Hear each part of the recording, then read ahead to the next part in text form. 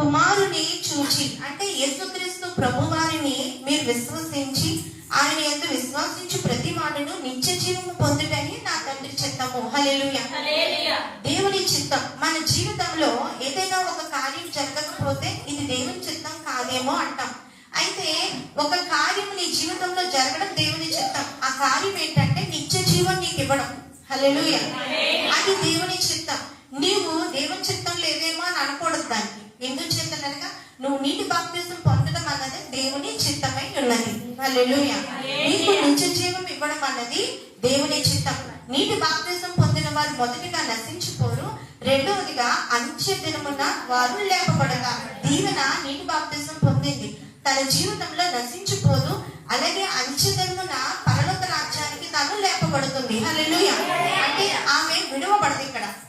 ఇక్కడ ఆమె విడువబడదు, ఆమె లేపబడుతుంది. హల్లెలూయా.